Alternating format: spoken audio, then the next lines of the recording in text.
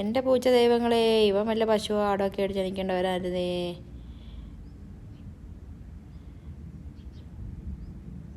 നോക്കി തിന്നുന്നേ. വീട്ടിൽ നിന്ന് ഇപ്പോൾ ബ്രസ്റ്റും ചിക്കൻ്റെ ബ്രസ്റ്റും അതേപോലെ തന്നെ ഡ്രൈ ഫുഡൊക്കെ തിന്നിട്ട് ഇറങ്ങിയവനാണ്.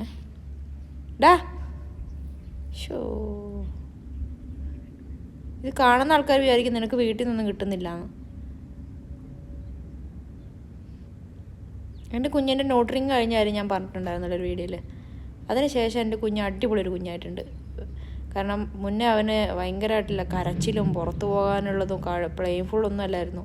അതുപോലെ തന്നെ സ്പ്രേ ചെയ്യുക, യൂറിനൊക്കെ വീടിൻ്റെ ഉള്ളിൽ മൂത്രമൊഴിക്കുന്ന അവൻ്റെ പരിപാടിയായിരുന്നു. എല്ലാ സ്ഥലത്തും, ബെഡിലും സോഫയിലും കബോർഡിലും എന്ന് വേണ്ട എല്ലാ സ്ഥലങ്ങളിലും. അതുപോലെ തന്നെ പുറത്തിറങ്ങി കഴിഞ്ഞാലും. പിന്നെ പ്ലെയിൻഫുള്ളല്ല, ആൾ ഭയങ്കര ഡള്ളായിട്ടായിരുന്നു. After neutering his more പ്ലെയിൻഫുൾ and നല്ലൊരു കുഞ്ഞായിട്ടുണ്ട് ഇപ്പോൾ. ഞങ്ങളുടെ ഒരു ക്യാറ്റിനെ നമുക്ക് കംപ്ലീറ്റ്ലി പെറ്റാക്കണമെങ്കിൽ ന്യൂട്രിങ് നിങ്ങൾ ചെയ്യണം കേട്ടോ. എന്നാൽ അവരുടെ റോമിങ്, പുറത്തു പോകാനുള്ള ഒരു ത്വരയും പിന്നെ യൂറിൻ പാസ് ചെയ്യാത്തതൊക്കെ നിൽക്കും കേട്ടോ. നല്ല പ്ലെയിൻഫുള്ളാണ് ആൾ വീട്ടിൽ. എന്താ പറയുന്നത്, ഞങ്ങളുടെ ഷിമ്മക്കുട്ടിയാണിത്. കുഞ്ഞേ മതിയടാ, പോവല്ലേ, വീട്ടിൽ പോവാ.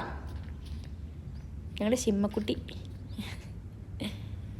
ഞങ്ങളുടെ ഷിമ്പയാണ്, ഷിമ്പക്കുട്ടി. ലിമനെ കുഞ്ഞേ വാ, പോവല്ലേ. ശിനി എന്താണ് അവിടെ?